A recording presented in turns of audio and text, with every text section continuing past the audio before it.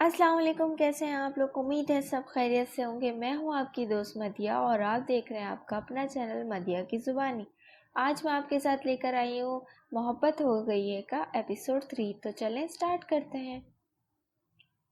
جمشید صاحب اور جنید صاحب چچا زاد بھائی تھے۔ دونوں بچپن میں ساتھ کھیلتے تھے۔ جمشید صاحب کے والد بزنس کی وجہ سے دہلی سے ممبئی شفٹ ہو گئے تھے، جس کی وجہ سے جمشید صاحب جنید صاحب سے الگ ہو گئے تھے۔ وقت گزرنے کے ساتھ ساتھ ان کی زندگیوں میں بھی بدلاؤ آ گیا۔ دونوں اپنے بیوی بچوں میں مگن ہو کر ایک دوسرے کے تقریباً بھول ہی گئے تھے۔ کچھ بزنس نے بھی جمشید صاحب کو ممبئی سے باہر نہ نکلنے دیا۔ جنید صاحب کے 5 بیٹے اور ایک بیٹی عافیہ تھی۔ بیٹے سبھی بڑے تھے اور ماشاءاللہ ذمہ دار بھی تھے۔ ان کا کھاتا پیتا خاندان تھا۔ بیٹے سبھی شادی شدہ تھے۔ جنید صاحب اور ان کے بیٹوں کی جان عافیہ میں تھی اور گھر بھر کی لاڈلی تھی۔ اس سے محبت کرتا۔ BA کرنے کے بعد عافیہ نے پڑھائی چھوڑ دی تھی۔ پڑھائی سے اس کی جان جاتی تھی۔ کورس کی کتابیں دیکھ کر اسے نیند آنے لگتی تھی، جبکہ ناولز میں اس کی جان تھی۔ اس کی طرح اس کی دوستیں سہیلیاں بھی تھیں۔ چنچل بظاہر دکھنے میں بہت معصوم لگتی تھی، لیکن جہاں بھی جاتی تہلکہ مچاتی تھی۔ یہ تینوں کافی نیک، شریف اور ہنسنے ہنسانے والی تھی۔ عافیہ کبھی کسی کے سامنے نہیں جاتی تھی۔ اس کی احساس کمتری اسے لوگوں میں گھلنے ملنے سے روک دیتی تھی، کیونکہ اس کا ماننا تھا کہ وہ اپنی باقی کزنز کی طرح خوبصورت نہیں ہے۔ وہ صرف اپنے بھائیوں سے ہی ہنسی مذاق کرتی تھی۔ لیکن جیسے جیسے وہ بڑی ہو گئی تھی، اس کی رنگت بھی نکھار آتا گیا۔ اس کی سانولی رنگت میں ایک معصومیت تھی، ایک کشش تھی جو لوگوں کو اپنی طرف متوجہ کرتی تھی۔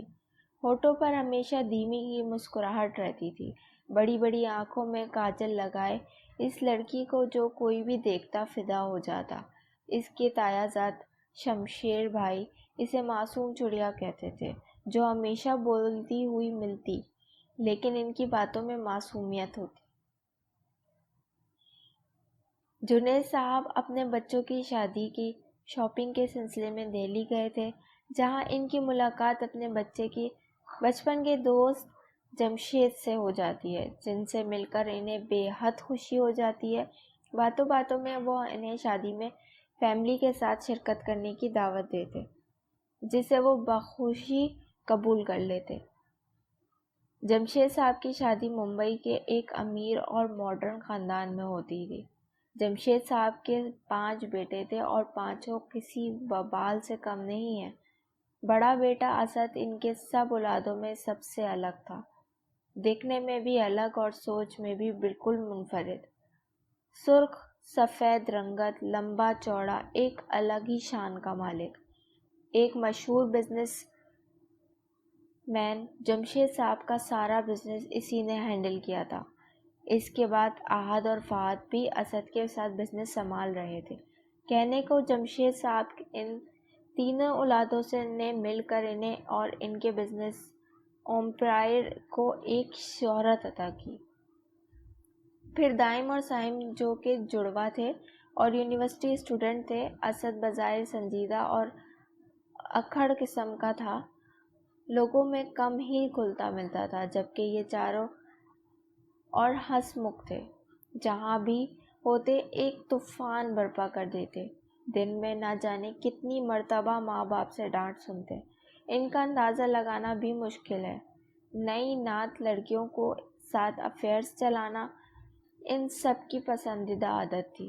اسد تو ان سب کا بھی باپ تھا۔ ہر ہفتے ایک نئی لڑکی کے ساتھ دکھتا اور مہینے میں مشکل سے 1-2 بار ہی گھر میں اپنی شکل دکھاتا۔ اسے وہ اپنی فلیٹ میں اپنی زندگی جیتا۔ جمشید صاحب اور نازیہ بیگم اپنے بچوں کی اس عادت سے بہت پریشان رہتے۔ اسد سے تو انہیں کوئی اچھی امیدیں ہی نہیں تھی۔ نازیہ بیگم سے اجازت لے کر وہ فجر کی نماز ادا کرتے ہی وہ ناشتے کی تیاری میں مصروف ہو گئی تھی۔ جمشید صاحب کی فرمائش پر وہ خالص دیسی ناشتہ بنا رہی تھی، کیونکہ بریڈ، مکھن، جوس وغیرہ سے ان کا دل اچٹ گیا تھا۔ رضیہ بھی ان کی بھرپور مدد کر رہی تھی۔ چھوٹی بیوی کافی آپ بنا دیں، اسد بابا کو میرے ہاتھ کی کافی پسند نہیں۔ رضیہ کے انداز میں شرمندگی تھی۔ کیوں بھلا اچھی نہیں لگتی؟ آپ تو اتنی اچھی کافی بنا لیتی ہیں۔ وہ جی ان کا کہنا ہے کہ میں سب کچھ بنا لوں لیکن ان کے لیے کافی اور لسی نہیں۔ او جی کیا نام ہے اس کا؟ میں بھول گئی۔ انگریزوں والا نام ہے اس کا۔ رضیہ دماغ پر زور ڈالتے ہوئے بولی، لزانیہ۔ ہاں جی وہی۔ ان کے مطابق میں ان دونوں چیزوں کی ہڈی پسلی ایک کر دیتی ہوں۔ رضیہ کی بات سنتے ہی اس کے منہ میں سے ہنسی نکل کر فوراً چھوٹ گئی جسے وہ بمشکل ضبط کرنے کی کوشش کر رہی تھی۔ ہائے بی بی جی، میں سچ کہہ رہی ہوں۔ اچھا آپ ناشتہ ٹیبل پر لگا کر سب کو بلائیں، تب تک میں کافی بنا دیتی ہوں۔ وہ ساس پین میں گیس پر رکھی ہوئی تھی بولی تو رضیہ ناشتے کا سامان لے کر باہر نکل گئی۔ تھوڑی دیر بعد جب لوگ ناشتے کے ٹیبل پر بیٹھا عافیہ کو بنائے لذیذ پراٹھوں اور حلوے سے لطف اندوز ہو رہا تھا، سوائے اسد کے اس کی شدید ابھی صبح نہیں ہوئی تھی۔ تمہارے باس کی ابھی تک صبح نہیں ہوئی کیا؟ جمشید صاحب کا انداز طنزیہ تھا۔ نہیں، اپنے بڑے بیٹے کی عادت بطور سے کافی چڑ تھے۔ ان دونوں باپ بیٹے کی آپس میں کبھی بنی نہیں تھی۔ بہت کم ہی ایسے مواقع آتے تھے جب یہ دونوں ہم رائے ہوئے ہوں۔ ان دونوں کے بیچ ہمیشہ سرد جنگ لگی رہتی تھی۔ نام لیا اور شیطان حاضر۔